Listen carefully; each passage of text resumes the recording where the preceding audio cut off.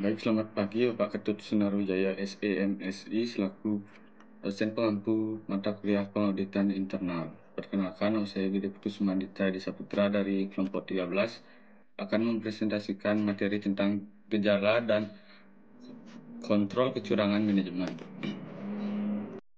Baik, langsung saja ke materi yang pertama, yaitu kecurangan atau fraud dalam perusahaan. Salah satu resiko bisnis yang paling sering ditakuti oleh perusahaan yaitu terjadinya fraud atau kecurangan. Fraud ini biasanya dialami oleh perusahaan kecil, sedangkan pada perusahaan besar umumnya sudah memiliki anti-fraud. Oleh karena ketersediaan dana dan karyawan yang dapat melakukan fungsi pengawasan secara optimal. Namun, tidak menutup kemungkinan perusahaan besar juga bisa mengalami fraud atau kecurangan. Materi kedua yaitu pencegahan, deteksi, dan pelaporan kecurangan. Peran utama dari internal auditor sesuai dengan fungsinya dalam pencegahan kecurangan adalah berupaya untuk menghilangkan atau meminimalisir sebab-sebab timbulnya kecurangan tersebut. Karena pencegahan tersebut akan terjadinya suatu perbuatan kecurangan akan lebih mudah daripada mengatasi bila telah terjadi kecurangan tersebut. Pada dasarnya, kecurangan sering terjadi pada suatu entitas apabila yang pertama, pengendalian intern tidak ada atau lemah. Yang kedua, pegawai dipekerjakan tanpa memikirkan kejujuran dan integritas mereka. Ketiga, pegawai diatur, dieksploitasi dengan tidak baik, disalahgunakan atau ditempatkan dengan tekanan yang besar untuk mencapai sasaran dan tujuan keuangan yang mengarah tindakan kecurangan. Yang selanjutnya yaitu model manajemen sendiri melakukan kecurangan, tidak efisien, dan atau tidak efektif serta tidak taat terhadap hukum dan peraturan yang berlaku. Selanjutnya, pegawai yang dipercaya memiliki masalah pribadi yang tidak dapat dipecahkan, biasanya masalah keuangan, kebutuhan kesehatan, keluarga, gaya hidup yang berlebihan. Yang terakhir yaitu industri di mana perusahaan menjadi bagiannya memiliki sejarah atau tradisi kecurangan. Proses mengaudit kecurangan cyber.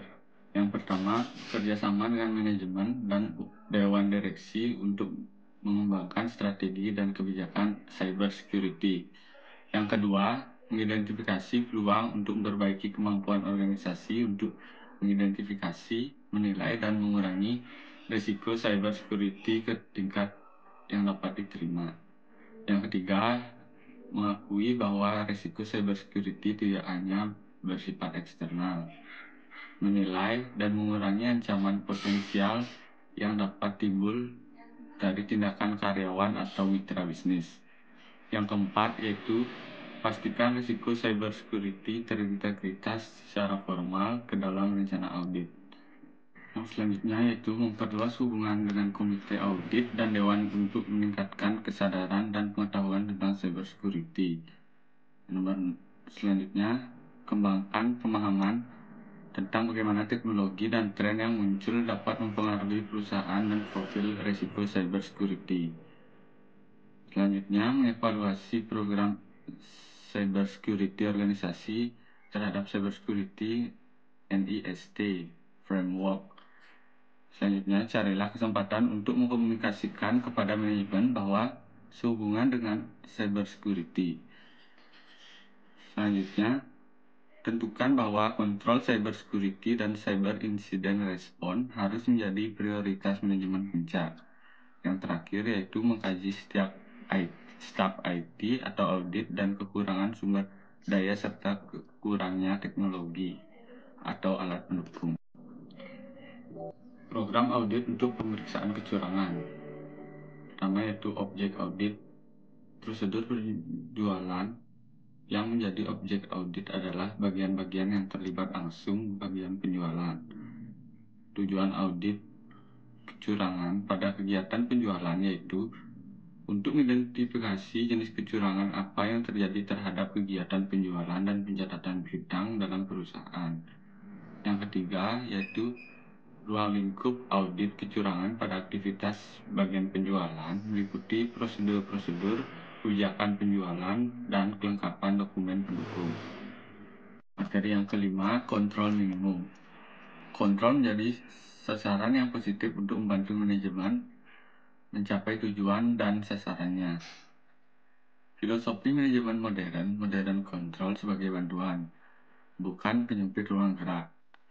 Karakteristik kontrol audit internal dapat mengevaluasi sistem kontrol dengan menentukan kesesuaian dengan kriteria yang ditetapkan. Selanjutnya yang keenam, kecurangan manajemen.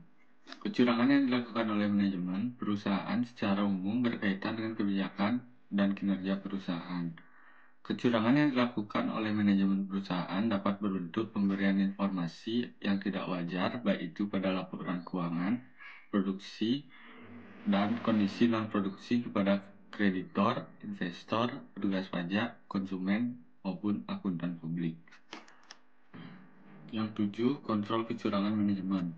Akibat yang ditimbulkan oleh kecurangan manajemen adalah keguncangan baik dalam biaya rupiah maupun pengaruh dalam pengorbanan penggelapan white collar crime dalam merobohkan bisnis di mana penggelapan bekerja. Karena jumlah yang sangat besar terlibat dan akibat malapetaka yang berpotensi dari kecurangan dan kesalahan yang berhubungan. Internal auditor diharapkan untuk menyoroti aktivitas yang jelek ini dalam pelaksanaan audit mereka. Baik, demikian presentasi dari saya kelompok 13 tentang gejala dan kontrol kecurangan manajemen. Mohon maaf jika ada salah-salah kata yang sengaja maupun tidak disengaja. Akhir kata saya ucapkan terima kasih.